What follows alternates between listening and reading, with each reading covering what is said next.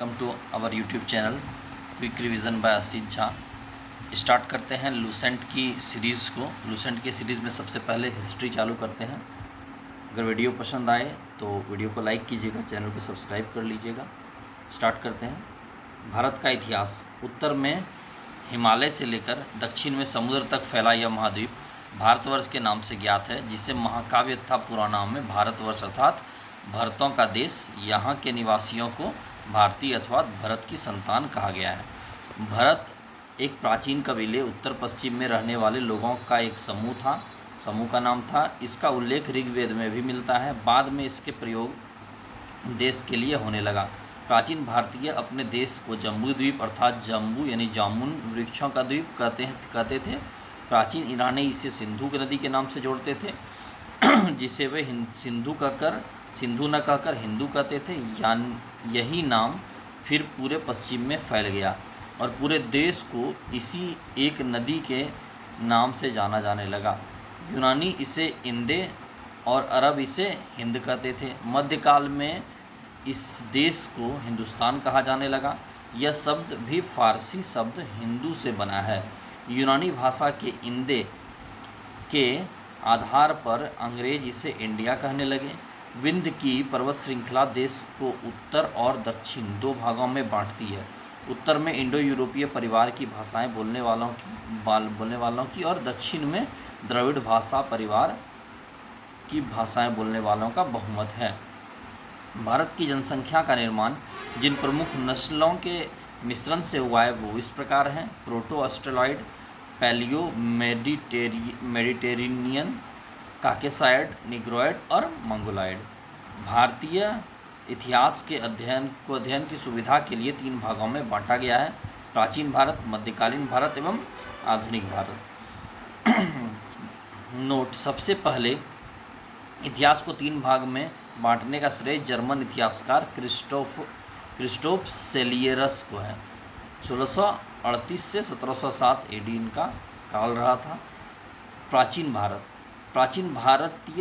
भारतीय इतिहास के स्रोत। प्राचीन भारतीय इतिहास के विषय में जानकारी मुख्यतः चार स्रोतों से प्राप्त होती है: धर्म ग्रंथ, ऐतिहासिक ग्रंथ, विदेशियों का विवरण एवं पुरातत्व संबंधी साक्ष्य। धर्म ग्रंथ व ऐतिहासिक ग्रंथ से मिलने वाली महत्वपूर्ण जानकारी। भारत का सर्वप्राचीन धर्म ग्रंथ वेद है, जिसके संकलनकर्ता महर्षि कृष्ण द्वैपायन वेदव्यास को माना जाता है। वेद वसुदैव कुटुंबकम का उपदेश देता है। भारतीय परंपरा वेदों को नित्य या अपौरुषेय मानती है। वेद चार हैं: ऋग्वेद, यजुर्वेद, सामवेद और अथर्ववेद। इन चार वेदों को संहिता कहा जाता है। ऋग्वेद ऋचाओं के क्रमबद्ध ज्ञान के संग्रह को ऋग्वेद कहा जाता है। इसमें 10 मंडल, 1028 सूक्त, बालखिल्य पाठ के 11 सूक्तों सहित एवं 10,462 ऋचाएँ हैं। इस वेद के ऋचाओं को पढ़ने वाले ऋषि को होत्री कहते हैं। इस वेद से आर्य की राजनीति प्रणाली, इतिहास एवं ईश्वर की महिमा के बारे में जानकारी मिलती है। विश्वामित्र द्वारा रचित ऋग्वेद के तीसरे मंडल में सूर्य देवता सावित्री को समर्पित प्रसिद्ध गायत्री मंत्र है। इसके 9वें मंडल में देवता सोम का उल्लेख है। इसके 8वें मंडल में हस्तलिखित ऋचाओं को खिल कहा जाता है। ऋग्वेद का सबसे बड़ा 10वां मंडल है। इसमें नदी स्तुति सूक्त, नदियों की प्रशंसा, पुरुष सूक्त यानी वैदिक समाजशास्त्र और नासदीय सूक्त, ब्रह्मांड के सृजन से संबंधित विभिन्न अनुभाग, सूर्य सूक्त, विवाह श्लोक आदि सम्मिलित हैं। चातुर्य वर्ण समाज की कल्पना आदि का स्रोत ऋग्वेद के 10वें मंडल में वर्णित है। पुरुष सूक्त, जिसके अनुसार 4 वर्ण ब्रह्मा, क्षत्रिय, वैश्य तथा शूद्र आदि पुरुष ब्रह्मा के क्रमशः मुख, भुजाओं, जंघाओं और चरणों से उत्पन्न हुए हैं। नोट: धर्म सूत्र 4 प्रमुख जातियों की स्थितियां, व्यवसायों, दायित्वों, कर्तव्यों तथा विशेषाधिकार में स्पष्ट विभेद करता है। ऋग्वेद के कई परिच्छेदों में प्रयुक्त अधन्य, जिनका वध नहीं किया जा सकता, शब्द का संबंध गाय से है। ऋग्वेद में ब्रह्मा का उल्लेख तो है किंतु आत्मा का नहीं है। ईसा पूर्व एवं ईस्वी के बारे में देखते हैं। वर्तमान में प्रचलित ग्रेगोरियन कैलेंडर, ईसाई कैलेंडर या जूलियन कैलेंडर जिसको कहा जाता है, ईसाई धर्मगुरु ईसा मसीह के जन्म वर्ष कल्पित पर आधारित है। ईसा मसीह के जन्म के पहले के समय को ईसा पूर्व BC यानी बिफोर क्राइस्ट यानी before the birth of Jesus Christ कहा जाता है। ईसा पूर्व में वर्षों की उल्टी दिशा में गिनती होती है। जैसे महात्मा बुद्ध का जन्म 563 ईसा पूर्व एवं मृत्यु 483 ईसा पूर्व में हुआ था। यानी ईसा मसीह के जन्म के 563 वर्ष पूर्व महात्मा बुद्ध का जन्म एवं 483 वर्ष पूर्व उस महात्मा बुद्ध की मृत्यु हुई थी। ईसा मसीह की जन्म तिथि से आरंभ हुआ सन ईसवी सन कहलाता है। इसके लिए संक्षेप में ईस्वी लिखा जाता है। ईस्वी को लैटिन भाषा में AD भी लिखा जाता है, यानी AD यानी एनो डोमिनी, जिसका शाब्दिक अर्थ है in the year of Lord Christ Jesus Christ. Vincent Arthur Smith ने प्राचीन भारत का पहला सुव्यवस्थित इतिहास अर्ली हिस्ट्री ऑफ इंडिया 1904 में तैयार किया। इस पुस्तक के 1/3 भाग में केवल सिकंदर का आक्रमण वर्णित है। इसलिए भारत को स्वेच्छाचारी शासन वाला देश कहा गया है, जिसे ब्रिटेन शासन की स्थापना से पहले कभी राजनीति एकता का अनुभव नहीं हुआ था। उन्होंने लिखा है, वस्तुतः भारतीय इतिहासकार का सरोकार शासन के एकमात्र रूप तानाशाही से ही है। वामनावतार के 3 पगों का आख्यान का प्राचीनतम स्रोत ऋग्वेद है। वामनावतार के बारे में देखते हैं। वामन अवतार भगवान वामन श्री हरि के पहले ऐसे अवतार थे जो मानव रूप में प्रकट हुए थे। उनके पिता कश्यप ऋषि व माता अदिति थी। वे बौने ब्राह्मण के रूप में जन्मे थे। भागवत पुराण के अनुसार वामन अवतार का उद्देश्य भगवान विष्णु द्वारा इंद्र को पुनः स्वर्गलोक पर अधिकार दिलाना था। वामन भगवान को दक्षिण भारत में उपेंद्र के नाम से जाना जाता है। ऋग्वेद में इंद्र के लिए 250 यानी 250 तथा अग्नि के लिए 200 ऋचाओं की रचना की गई है। नोट: प्राचीन इतिहास के साधन के रूप में वैदिक साहित्य में ऋग्वेद के बाद सतपथ ब्राह्मण का स्थान है। अब यजुर्वेद देखते हैं। सस्वर पाठ के लिए मंत्रों तथा बलि के समय अनुपालन के लिए नियमों का संकलन यजुर्वेद कहलाता है। इसके पाठकर्ता को अध्वर्यु कहा जाता है। यजुर्वेद में यज्ञों के नियमों एवं विधि विधानों का संकलन मिलता है। इसमें बलिदान विधि का भी वर्णन है। यह एक ऐसा वेद है जो गद्य एवं पद्य दोनों में है। सामवेद देखते हैं। साम का शाब्दिक अर्थ गान है। इस वेद में मुख्यतः यज्ञों के अवसर पर गाए जाने वाले ऋचाओं मंत्रों का संकलन है। इसके पाठकर्ता को उद्रात्री कहते हैं। इसका संकलन ऋग्वेद पर आधारित है। इसमें 1810 सूक्त हैं जो प्रायः ऋग्वेद से लिए गए हैं। इसे भारतीय संगीत का जनक कहा जाता है। यजुर्वेद तथा सामवेद में किसी भी विशिष्ट ऐतिहासिक घटना का वर्णन नहीं मिलता है। अथर्ववेद देखते हैं। अथर्ववेद अथर्वा ऋषि द्वारा रचित इस वेद में कुल 731 मंत्र तथा लगभग 6000 पद्य हैं। इसके कुछ मंत्र ऋग्वैदिक मंत्र से भी प्राचीनतर हैं।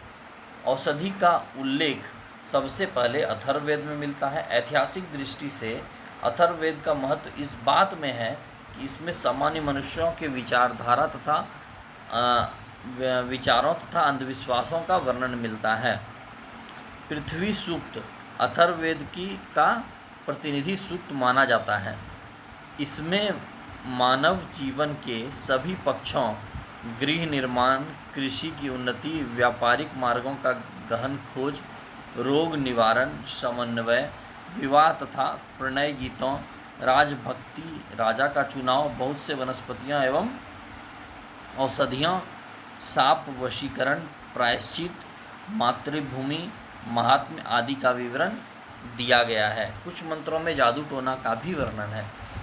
अथर्ववेद में परीक्षित को कुरुओं का राजा कहा गया है तथा कुरु देश की समृद्धि का अच्छा चित्रण मिलता है। इसमें सभा एवं समिति को प्रजापति की 2 पुत्रियां कहा गया है। वेद की भी कई शाखाएं हैं जो वैदिक अध्ययन और व्याख्या से जुड़े विभिन्न दृष्टिकोणों का प्रतिनिधित्व करती है। साकल शाखा ऋग्वेद से जुड़ी एकमात्र जीवित शाखा है। यजुर्वेद को शुक्ल यजुर्वेद और कृष्ण यजुर्वेद 2 शाखाओं में बांटा गया है। मध्यान्दिन और कान्नव शुक्ल यजुर्वेद अथवा वाजसनेय संहिता की शाखाएं हैं। कृष्ण यजुर्वेद से जुड़ी शाखाएं काठक, कनिष्ठल, मैत्रेयणी और तैत्रेयी है। कौथुम, राणायनीय एवं जैमिनीय या तलवकार सामदेव की शाखाएं हैं। अथर्ववेद की शाखाएं शौनक और पेपलाद है। सबसे प्राचीन वेद ऋग्वेद एवं सबसे बाद का वेद अथर्ववेद है। ब्राह्मण, अरण्यक तथा उपनिषद के बारे में देखते हैं। संहिता के पश्चात ब्राह्मणों, अरण्यकों तथा उपनिषदों का स्थान है। इनसे उत्तर वैदिक कालीन समाज एवं संस्कृति के विषय में जानकारी प्राप्त होती है। ब्राह्मण ग्रंथ वैदिक साहित्यों की व्याख्या करने के लिए गद्य में लिखे गए प्रत्येक संहिता के लिए अलग अलग ब्राह्मण ग्रंथ हैं, जिसे सारणी में दिया गया है। तो ऋग्वेद के लिए ऐतरेयी एवं कौस्तिकी है। ऋग्वेद के लिए ऐतरेय एवं कौस्तिकी है। यजुर्वेद के लिए तैतरेयी एवं शतपथ है। यजुर्वेद के लिए तैतरेयी एवं शतपथ है। सामवेद के लिए पंचवीस है। सामवेद के लिए पंचवीस है। अथर्ववेद के लिए गोपथ है। अथर्ववेद के लिए गोपथ है। फिर से एक बार, ऋग्वेद के लिए ऐतरेय एवं कौस्तिकी, यजुर्वेद के लिए तैतरेयी व शतपथ, सामवेद के लिए पंचवीस, अथर्ववेद के लिए गोपथ। इन ब्राह्मण ग्रंथों से हमें परीक्षित के वाद और बिंबिसार के पूर्व घटनाओं का ज्ञान प्राप्त होता है। ऐतरेय में राज्याभिषेक के नियम एवं कुछ प्राचीन राजाओं के नाम दिए गए हैं। शतपथ में गांधार, शल्य, कैकेय, कुरु, पांचाल, कौशल, विदेह आदि राजाओं का उल्लेख मिलता है। वैदिक साहित्य में ऋग्वेद के बाद शतपथ ब्राह्मण का स्थान है। अरण्यक में यज्ञ से जुड़े कर्मकांडों की दार्शनिक और प्रतीकात्मक अभिव्यक्ति है। उपनिषद की संख्या 108 है, जिनमें 13 को मूलभूत उपनिषद की श्रेणी में रखा गया है। इसमें यज्ञ से जुड़े दार्शनिक विचार, शरीर, ब्रह्मांड, आत्मा तथा ब्रह्म की व्याख्या की गई है। स्त्री की सर्वाधिक गिरी हुई स्थिति मैत्रेयी संहिता से प्राप्त होती है, जिसमें जुआ और शराब की भांति स्त्री को पुरुष का तीसरा मुख्य दोष बताया गया है। शतपथ ब्राह्मण में स्त्री को पुरुष की अर्धांगिनी कहा गया है। जवालोपनिषद में चारों आश्रमों का उल्लेख मिलता है। स्मृति ग्रंथों में सबसे प्राचीन एवं प्रमाणिक मनुस्मृति मानी जाती है। यह शुंग काल का मानक ग्रंथ है। नारद स्मृति गुप्त युग के विषय में जानकारी प्रदान करता है। वेदांग एवं सूत्र देखते हैं। वेदों को भली भांति समझने के लिए 6 वेदांगों की रचना हुई थी। ये है शिक्षा, शुद्ध उच्चारण का शास्त्र कहलाता है। कल्प यानी कर्मकांडीय विधि के बारे में। निरुक्त यानी शब्दों की व्युत्पत्ति का शास्त्र। व्याकरण, छंद और ज्योतिष। तो 6 जो है वेदांग कौन कौन से हैं? शिक्षा, कल्प, निरुक्त, व्याकरण, छंद एवं ज्योतिष। वैदिक साहित्य को अक्षुण्ण बनाए रखने के लिए सूत्र साहित्य का प्रणयन किया गया है। स्रोत गृह तथा धर्म सूत्रों के अध्ययन से हमें यज्ञीय विधि विधानों, कर्मकांडों तथा राजनीति विधि एवं व्यवहार से संबंधित महत्वपूर्ण बातें ज्ञात करते हैं। प्रमुख सूत्रकारों में गौतम, बौधायन, आपस्तंभ, वशिष्ठ आदि के नाम विशेष रूप से उल्लेखनीय हैं। सूत्रों में गौतम धर्मसूत्र सबसे प्राचीन माना गया है। सूत्रों में गौतम धर्मसूत्र सबसे प्राचीन माना गया है। पुराण देखते हैं। भारतीय ऐतिहासिक कथाओं का सबसे अच्छा क्रमबद्ध विवरण पुराणों में मिलता है। इसके रचयिता लोमहर्ष तथा इसके पुत्र उग्रश्रवा माने जाते हैं। इनकी संख्या 18 है, जिनमें से केवल 5 मत्स्य, वायु, विष्णु, ब्रह्मा एवं भागवत में ही राजाओं की वंशावली पाई जाती है। पुराण और उससे संबंधित वंश देखते हैं। विष्णु पुराण मौर्य वंश से संबंधित है। मत्स्य पुराण आंध्र सातवाहन वंश से संबंधित है।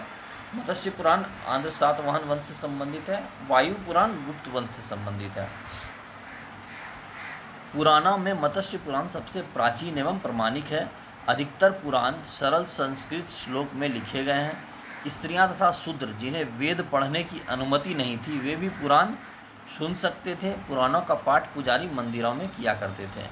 सामाजिक एवं सांस्कृतिक दृष्टि से अग्नि पुराण का काफ़ी महत्व है, जिसमें राजतंत्र के साथ साथ कृषि संबंधी विवरण भी दिया गया है। उपनिषद की रचना पुराणों से पहले हुई थी। उपनिषद की रचना पुराणों से पहले हुई थी। बौद्ध, जैन एवं अन्य साहित्य। जातक में बुद्ध की पूर्व जन्म की कहानी वर्णित है। हीनयान का प्रमुख ग्रंथ कथावस्तु है, जिसमें महात्मा बुद्ध का जीवन चरित्र अनेक कथानकों के साथ वर्णित है। जैन साहित्य को आगम कहा जाता है। जैन धर्म का प्रारंभिक इतिहास कल्पसूत्र से ज्ञात होता है। जैन धर्म भगवती सूत्र में महावीर के जीवन, कृत्यों तथा अन्य समकालिकों के साथ उनके संबंधों का विवरण मिलता है। अर्थशास्त्र के लेखक चाणक्य यानी कौटिल्य या विष्णुगुप्त भी नाम है चाणक्य का। चाणक्य को कौटिल्य या विष्णुगुप्त के नाम से भी जाना जाता है। यह 15 अधिग्रहणों में, मतलब अर्थशास्त्र जो है 15 अधिकरणों एवं 180 प्रकरणों में विभाजित है। इसमें मौर्यकालीन इतिहास की जानकारी प्राप्त होती है। अनुवादक साम शास्त्री हैं। संस्कृत साहित्य में ऐतिहासिक घटनाओं को क्रमबद्ध लिखने का सर्वप्रथम प्रयास कलहन द्वारा किया गया था। कलहन द्वारा रचित पुस्तक राजतरंगिणी राजाओं की नदी है। इस ग्रंथ में 8 सर्ग हैं, जिन्हें तरंगों की संज्ञा दी गई है। इसमें प्रारंभ से लेकर 12वीं सदी तक के कश्मीर के शासकों का वर्णन है। अरबों का सिंध विजय वृत्तांत चचनामा के लेखक जो है अली अहमद है में सुरक्षित है। अष्टाध्यायी के बारे में देखते हैं। अष्टाध्यायी संस्कृत भाषा व्याकरण की प्रथम पुस्तक है।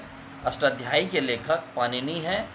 इससे मौर्य के पहले का इतिहास तथा मौर्ययुगीन राजनीतिक अवस्था की जानकारी प्राप्त होती है। अष्टाध्यायी में पहली बार लिपि शब्द का प्रयोग हुआ है। अष्टाध्यायी में पहली बार लिपि शब्द का प्रयोग हुआ है। कात्यायन की गार्गी संहिता एक ज्योतिष ग्रंथ है, फिर भी इसमें भारत पर होने वाले यवन आक्रमण का उल्लेख मिलता है। पतंजलि पुष्यमित्र शुंग के पुरोहित थे। इनके महाभाष्य से शुंगों के इतिहास के बारे में पता चलता है। विदेशी यात्रियों से मिलने वाली प्रमुख जानकारी। यूनानी रोमन लेखक टेसियस यह ईरान का राजवैद्य था। भारत के संबंध में इसका विवरण आश्चर्यजनक कहानियों से परिपूर्ण होने के कारण अविश्वसनीय है। दूसरा है यूनानी रोमन लेखक हेरोडोटस। इतिहास का पिता कहा जाता है हेरोडोटस को। इसने अपनी पुस्तक हिस्टोरिका में 5वीं शताब्दी ईसा पूर्व के भारत फारस ईरान के संबंध का वर्णन किया है, परंतु इसका विवरण भी अनुश्रुतियों एवं अफवाहों पर आधारित है। सिकंदर के साथ आने वाले लेखकों में जो थे निरियाकस, आनेस्रिकट्स तथा अरिस्टोबुल्स के विवरण अधिक प्रमाणिक एवं विश्वसनीय हैं। मैगास्थनीज यह सेल्यूकस निकेटर का राजदूत था, जो चंद्रगुप्त मौर्य के दरबार में आया था। इसने अपनी पुस्तक इंडिका में मौर्य युगीन समाज एवं संस्कृति के विषय में लिखा है। डाइमेकस यह सीरियन नरेश आंतियोकस का राजदूत था, जो बिंदुसार के राज दरबार में आया था। इसका विवरण भी मौर्य युग से संबंधित है। डायोनीशियस यह मिस्र नरेश टॉलमी फिलडेप्स का राजदूत था, जो अशोक के राज दरबार में आया था। टॉलमी देखते हैं। इसने 2री शताब्दी में भारत का भूगोल नामक एक पुस्तक लिखी। प्लिनी इसने 1म शताब्दी में नेचुरल हिस्ट्री नामक पुस्तक लिखी। इसमें भारतीय पशुओं, पेड़ पौधों, खनिज पदार्थों आदि के बारे में विवरण मिलता है। पेरिपल्स ऑफ द इरिथ्रियन सी इस पुस्तक के लेखक के बारे में जानकारी नहीं है। यह लेखक करीब 80 ईस्वी में हिंद महासागर की यात्रा पर आया था। इसने उस समय के भारत के बंदरगाहों तथा व्यापारिक वस्तुओं के बारे में जानकारी दी है। चीनी लेखक के बारे में देखते हैं। चीनी लेखक में फाहियान है। यह चीनी यात्री गुप्त नरेश चंद्रगुप्त द्वितीय के दरबार में आया था। इसने अपने विवरण में मध्य प्रदेश के समाज एवं संस्कृति के बारे में वर्णन किया है। इसने मध्य प्रदेश की जनता को सुखी एवं समृद्ध बताया है। यह 14 वर्ष तक भारत में रहा। संयुगन, जो दूसरा राइटर है संयुगन, यह 518 ईस्वी में भारत आया। इसने अपने 3 वर्षों की यात्रा में बौद्ध धर्म की प्राप्तियां एकत्रित की। तीसरा चीनी यात्री है हेनसोंग। यह हर्षवर्धन के शासनकाल में भारत आया था। हेनसोंग 629 ईस्वी में चीन से भारत के लिए प्रस्थान किया और लगभग 1 वर्ष की यात्रा के बाद सर्वप्रथम वह भारत के राज्य कपिसा पहुंचा। भारत में 15 वर्ष तक ठहर कर 645 ईस्वी में चीन लौट गया। वह बिहार में नालंदा जिला स्थित विश्वविद्यालय में अध्ययन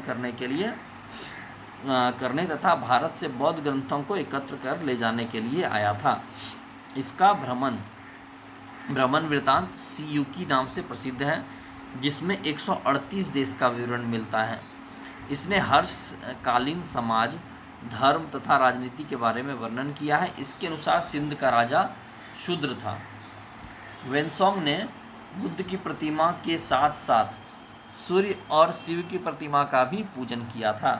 वेनसोंग के अध्ययन के समय नालंदा विश्वविद्यालय के कुलपति आचार्य शीलभद्र थे।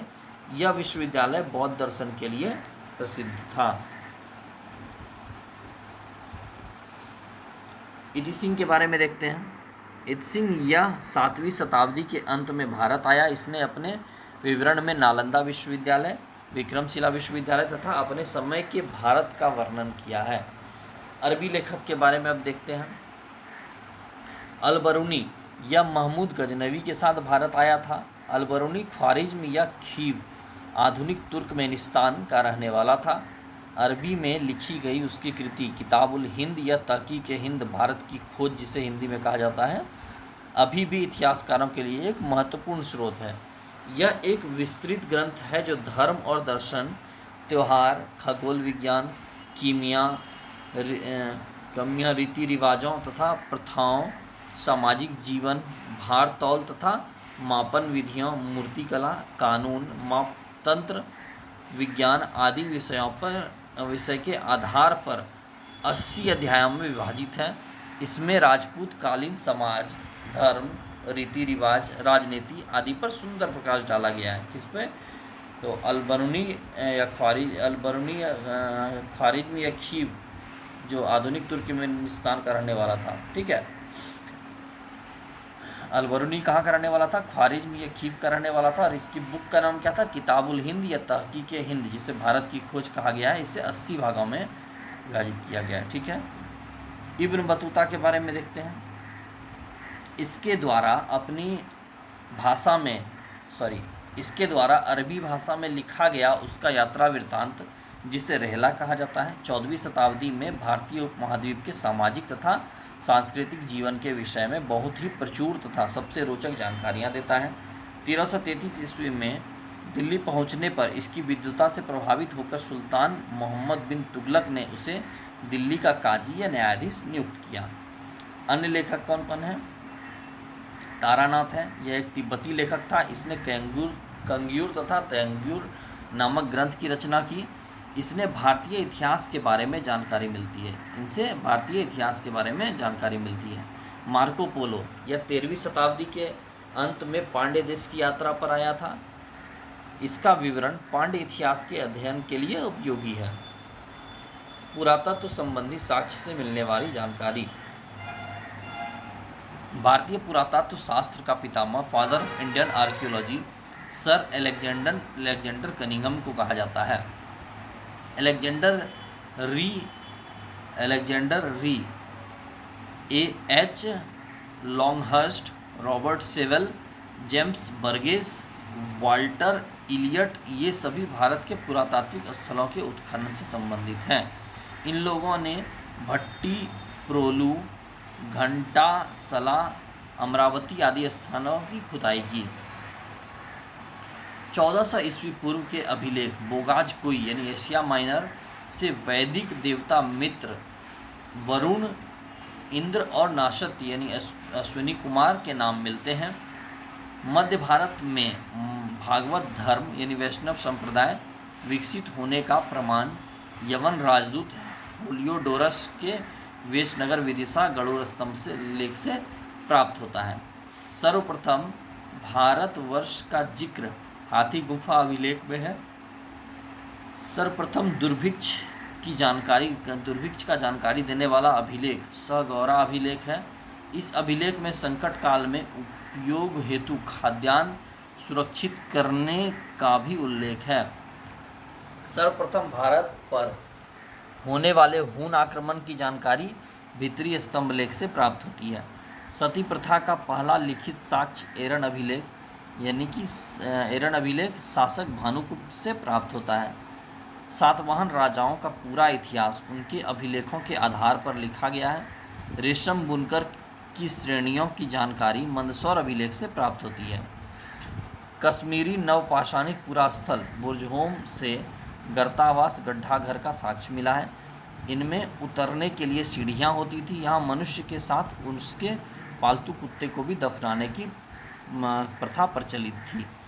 पूरा स्थल उस स्थान को कहते हैं जहाँ औजार, बर्तन और इमारत जैसी वस्तुओं के अवशेष मिलते हैं। प्राचीनतम सिक्के को आहत सिक्के कहा जाता है। इसी को साहित्य में काशार्पण भी कहा जाता है। सर्वप्रथम सिक्के पर लेख लिखने का कार्य यवन शासकों ने किया। महत्वपूर्ण अभिलेख और कौन सा शासक है देखते हैं। हाथी गुफा अभिलेख तिथि रहित अभिलेख है जो कि कलिंग राजा खारवेल। जूनागढ़ गिरनार अभिलेख रुद्रदामन। नासिक अभिलेख गौतमी बलसरी।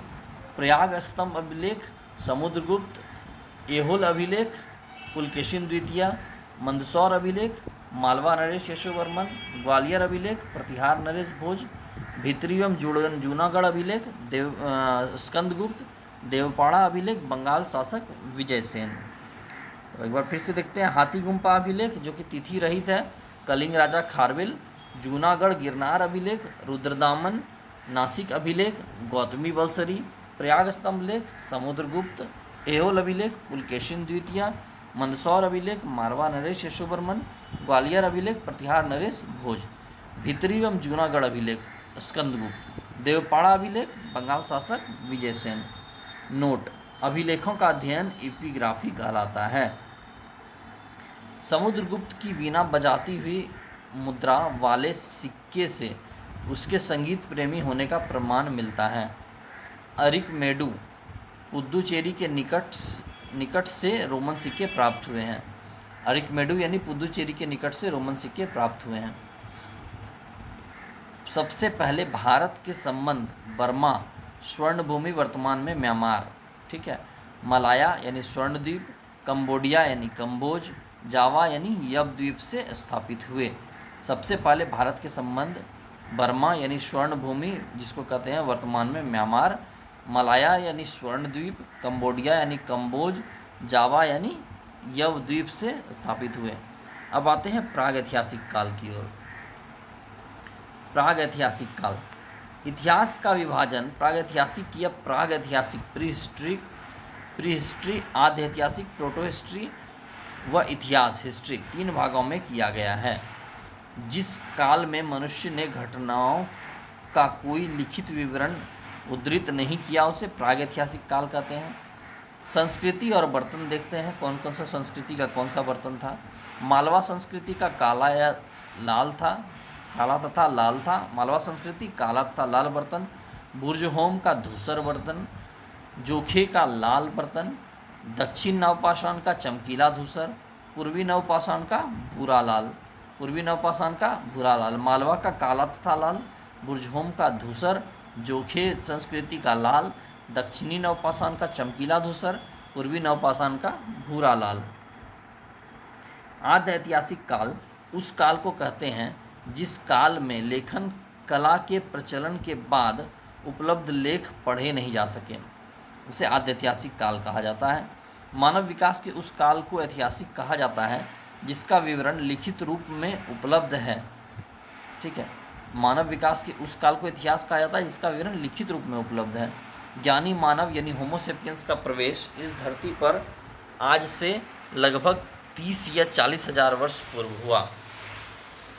नाम तथा तिथियां। पूरा पाषाण काल 20 लाख वर्ष से 12,000 वर्ष पहले के काल को कहा जाता है। 20 लाख वर्ष पहले से 12,000 वर्ष पहले के काल को कहा जाता है। इस काल को 3 भागों में विभाजित किया गया है: आरंभिक, मध्य एवं उत्तर पूरा पाषाण। मानव इतिहास की लगभग 99% कहानी इसी काल के दौरान हुई। मध्य पाषाण काल, जिस काल में पर्यावरणीय बदलाव मिलते हैं उसे मध्य पाषाण काल कहते हैं।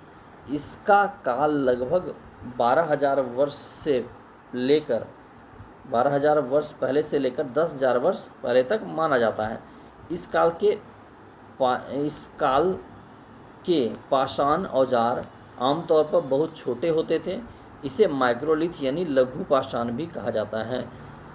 प्रायः इन औजारों में हड्डियां या लकड़ियों के मुट्ठे लगे हंसिया और आरी जैसे औजार मिलते थे। नवपाषाण काल, इसकी शुरुआत लगभग 10,000 वर्ष पहले से होती है। पूर्व पाषाण युग या पूरा पाषाण काल के मानव की जीविका का मुख्य आधार शिकार था। शिकार पूरा पाषाण काल में आदि मानव के मनोरंजन के भी साधन थे। आग का आविष्कार पूरा पाषाण काल में व पहिए का नवपाषाण काल में आविष्कार हुआ। पूरा पाषाणिक पुरास्थल कुरनूल गुफा में राख के अवशेष मिले हैं। मनुष्य में अस्थायी निवास की प्रवृत्ति नवपाषाण काल में हुई तथा उसने सबसे पहले कुत्ता को पालतू बनाया। कुछ महत्वपूर्ण तिथियां देखते हैं। मध्य पाषाण काल 12 से 10,000 वर्ष पहले। बसने की प्रक्रिया का आरंभ 12,000 वर्ष पहले। नवपाषाण काल का आरंभ 10,000 वर्ष पहले। मेहरगढ़ में बस्ती का आरंभ लगभग 8,000 वर्ष पहले। मनुष्य ने सर्वप्रथम तांबा धातु का प्रयोग किया तथा उसके द्वारा बनाया जाने वाला प्रथम औजार कुल्हाड़ी था। प्राप्ति स्थल अतिरमपक्कम था। कुल्हाड़ी जो मिला कहाँ से मिला? अतिरमपक्कम से मिला।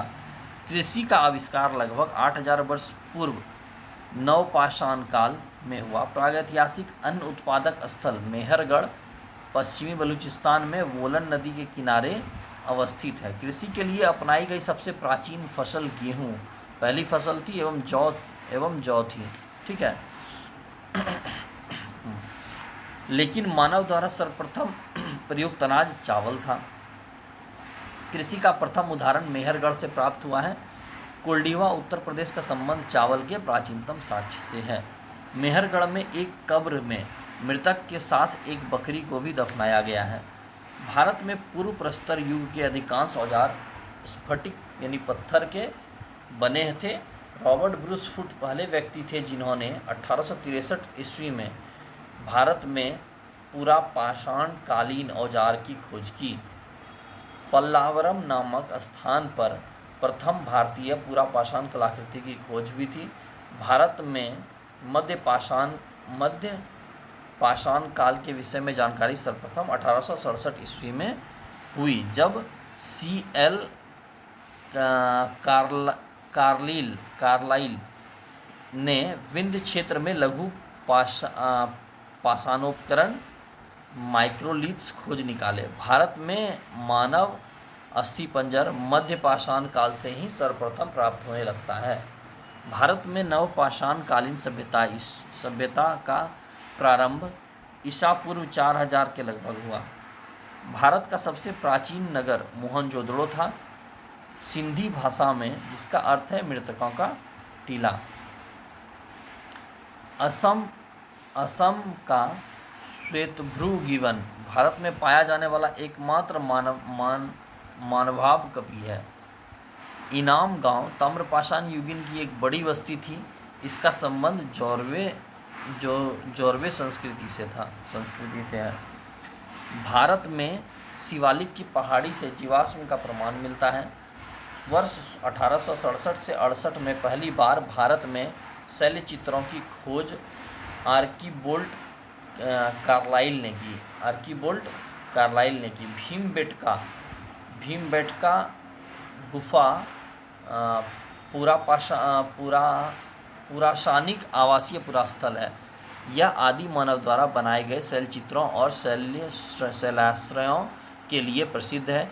इन चित्रों को पुरापाषाण काल से मध्य पाषाण काल के समय का माना जाता है। ये चित्र भारतीय उपमहाद्वीप में मानव जीवन के प्राचीनतम चिन्ह हैं। यह मध्य प्रदेश के रायसेन जिले में स्थित है।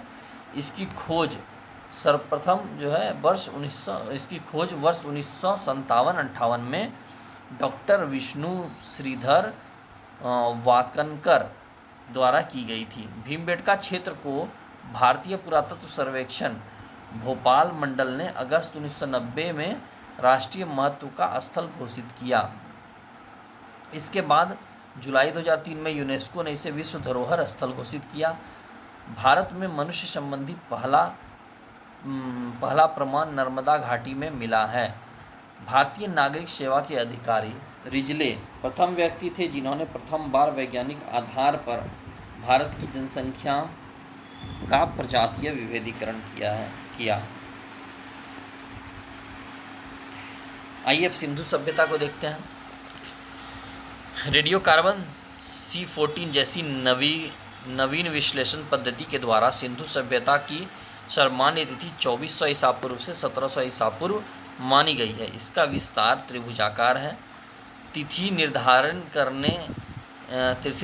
की कार्बन 14 यानी C14 की खोज अमेरिका के प्रसिद्ध रसायन शास्त्री V.F. लीवी द्वारा 1946 में की गई थी।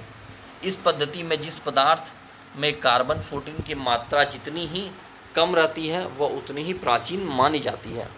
सिंधु सभ्यता की खोज 1921 में राय बहादुर दयाराम साहनी ने की। सिंधु सभ्यता को आद्य ऐतिहासिक यानी प्रोटो हिस्टोरिक अथवा कांस्य ब्रॉन्ज युग में रखा जा सकता है। इस सभ्यता के मुख्य निवासी द्रविड़ एवं भूमध्य सागरीय थे। जॉन मार्शल भारतीय पुरातत्व सर्वेक्षण विभाग के तत्कालीन महानिदेशक ने 1924 ईस्वी में सिंधु घाटी सभ्यता नामक एक उन्नत नगरीय सभ्यता पाए जाने की विधिवत घोषणा की। कब? 1924 ईस्वी में जॉन मार्शल द्वारा।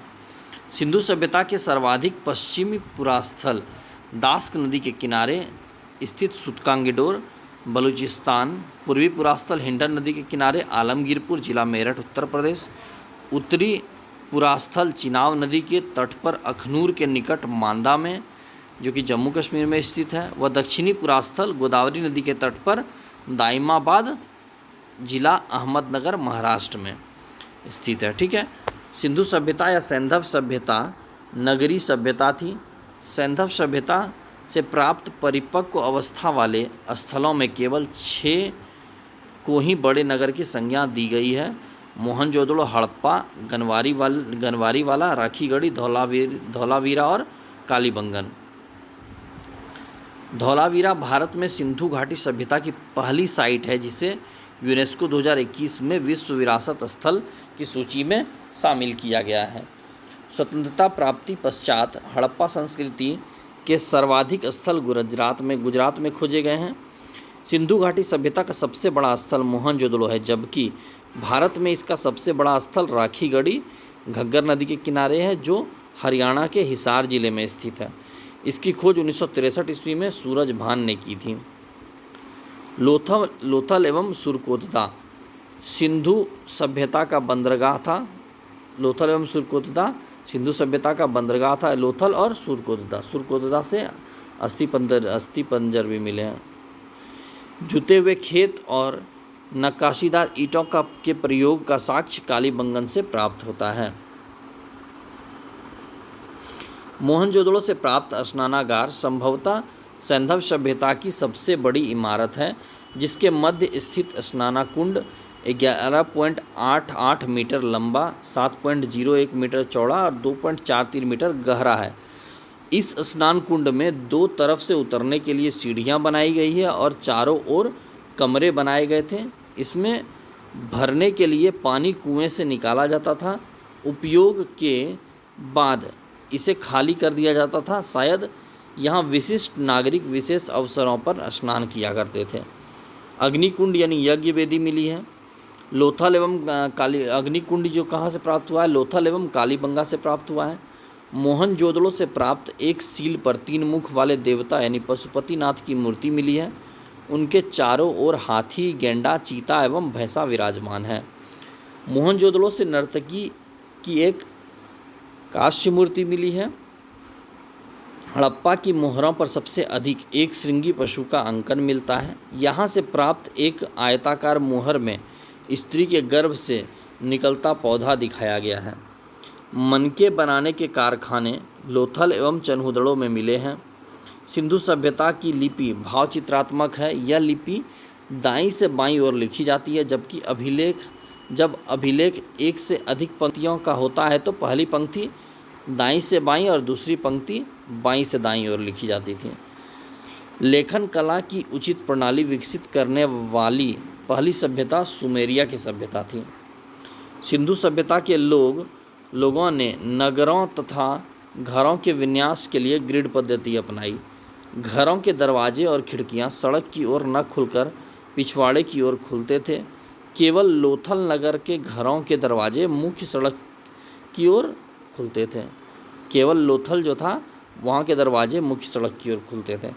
सिंधु सभ्यता में मुख्य फसल क्या थी? तो गेहूँ और जौ थी।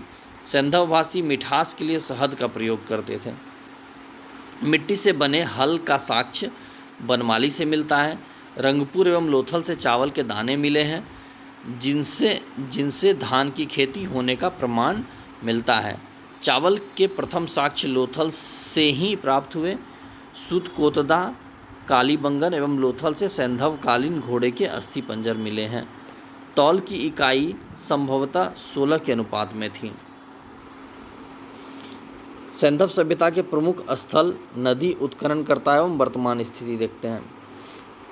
तो हड़प्पा रावी नदी के किनारे है। स्थिति पाकिस्तान के पंजाब प्रांत का साहिवाल जिला।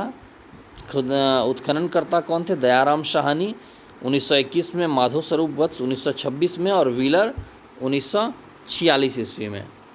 ठीक है। उसके बाद मोहनजोदड़ो सिंधु नदी के किनारे पाकिस्तान के सिंध प्रांत का लरकाना जिला में। राखलदास बनर्जी 1922 में, मैके 1927 में और 1930 में व्हीलर द्वारा खोदा गया। चन्हुदड़ो सिंधु नदी के किनारे सिंध प्रांत पाकिस्तान नवाब शाह जिला में, मैके 1925 ईस्वी में और NG मजूमदार 1931 ईस्वी में। कालीबंगन घग्गर नदी के किनारे स्थित है। राजस्थान का हनुमानगढ़ जिला। अमलानंद घोष इसकी खोज किए थे और बीबी लाल एवं BK थापर 1961 में और अमलानंद घोष 1951 में। अब आते हैं कोट दीजिए। सिंधु नदी के किनारे सिंध प्रांत का खैरपुर स्थान था। फजल अहमद 1953 ईस्वी में इसकी खुदाई की है। रंगपुर मादर नदी के किनारे गुजरात का काठियावाड़ जिला। रंगनाथ राव 1953 से 1954 ईस्वी तक एक खुदाई किए। रोपड़ सतलज नदी के किनारे पंजाब का रोपड़ जिला। यगदत्त शर्मा 1953 से 56 ईस्वी में।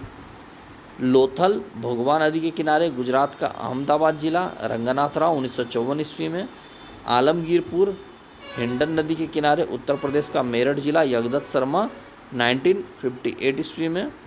सुतकांगेडोर दास्क नदी पाकिस्तान के मकरान में समुद्र तट के किनारे।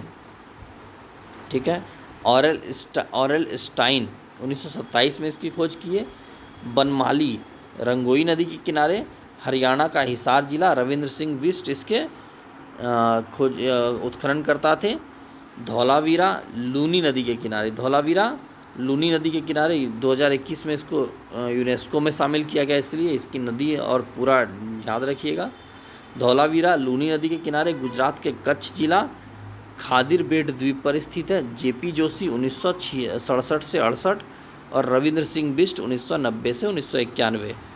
सोतकाह सादिकोर नदी के किनारे दक्षिणी बलूचिस्तान में जॉर्ज डेल्स इसकी खुदाई किए थे। ठीक है। आगे देखते हैं। सैंधव सभ्यता के लोग यातायात के लिए 2 पहिए एवं 4 पहियों वाली बैलगाड़ी या भैंसा गाड़ी का उपयोग करते थे। मेसोपोटामिया के अभिलेख में वर्णित मेलुहा शब्द का अभिप्राय सिंधु सभ्यता से है। सिंधु काल में विदेशी व्यापार, देखते हैं क्या क्या कहाँ से आता था। सिंधु काल में विदेशी व्यापार, आयातित वस्तुएं और प्रदेश कहाँ से। तांबा खेतड़ी बलूचिस्तान और ओमान से आता था। चांदी अफ़गानिस्तान और ईरान से आता था। सोना कर्नाटक और अफ़गानिस्तान और ईरान से आता था। टीन अफ़गानिस्तान और ईरान से आता था। गोमेद सौराष्ट्र से आता था। लाजवर्त मेसोपोटामिया से आता था। सीसा ईरान से आता था। संभवतः हड़प्पा संस्कृति का शासन वणिक वर्ग के हाथों में था। पिग्गट ने हड़प्पा एवं मोहनजोदड़ो को एक विस्तृत साम्राज्य की जुड़वा राजधानी कहा है। सिंधु सभ्यता के लोग धरती को उर्वरा की देवी मानकर उसकी पूजा किया करते थे। वृक्ष पूजा एवं शिव पूजा के प्रचलन के साक्ष्य भी सिंधु सभ्यता से मिलते हैं। स्वास्तिक चिन्ह संभवतः हड़प्पा सभ्यता की देन है। इस चिन्ह से सूर्योपासना का अनुमान लगाया जाता है। सिंधु घाटी के नगरों में किसी भी मंदिर के अवशेष नहीं मिले हैं। सिंधु घाटी में मातृ देवी की उपासना सर्वाधिक प्रचलित थी। पशुओं में कुबड़ वाला सांड इस सभ्यता के लोगों के लिए विशेष पूजनीय था। स्त्री मृण मूर्तियाँ, मिट्टी की मूर्तियाँ यानी अधिक मिलने से ऐसा अनुमान लगाया जाता है कि सैंधव समाज मातृसत्तात्मक था। सैंधव वासी सूती एवं ऊनी वस्त्रों का प्रयोग करते थे। मनोरंजन के लिए सैंधव वासी मछली पकड़ना, शिकार करना, पशु पक्षियों को आपस में लड़ाना, चौपड़ और पासा खेलना आदि साधनों का प्रयोग करते थे। सिंधु सभ्यता के लोग काले रंग से डिज़ाइन किए हुए लाल मिट्टी के बर्तन बनाते थे। सिंधु घाटी के लोग तलवार से परिचित नहीं थे। कालीबंगन एकमात्र हड़प्पाकालीन स्थल था जिसका निचला शहर सामान्य लोगों के रहने हेतु भी किला से घिरा हुआ था। कालीबंगा एकमात्र हड़प्पाकालीन स्थल था जिसका निचला शहर यानी सामान्य लोगों के रहने हेतु भी जो था वो भी किला से घिरा हुआ था। कालीबंगन का अर्थ होता है काली चूड़ियाँ। यहाँ से पूर्व हड़प्पा स्तरों के खेत जोते जाने और अग्नि पूजा की प्रथा के प्रमाण मिले हैं। पर्दा प्रथा एवं वेश्यावृत्ति सैंधव सभ्यता में प्रचलित थी। शवों को जलाने एवं गाड़ने यानी दोनों प्रथाएं प्रचलित थी। हड़प्पा में शव को दफनाने जबकि मोहनजोदड़ो में जलाने की प्रथा विद्यमान थी। लोथल एवं कालीबंगा में युग्म समाधान मिली है। सैंधव सभ्यता के विनाश का संभवतः सबसे प्रभावी कारण बाढ़ था। आग में पकी हुई मिट्टी को टेराकोटा कहा जाता है। तो वीडियो आज यहीं ख़त्म करते हैं। अगले वीडियो में वैदिक सभ्यता से आगे पढ़ेंगे। और वीडियो कैसा लगा कमेंट में ज़रूर बताइएगा। और अगर कुछ कमी हो तो प्लीज़ मेंशन कीजिएगा कमेंट में। और वीडियो को लाइक कर दीजिएगा और चैनल को सब्सक्राइब कीजिएगा अगर अच्छा लगा हो तो। ओके, थैंक यू, जय हिंद।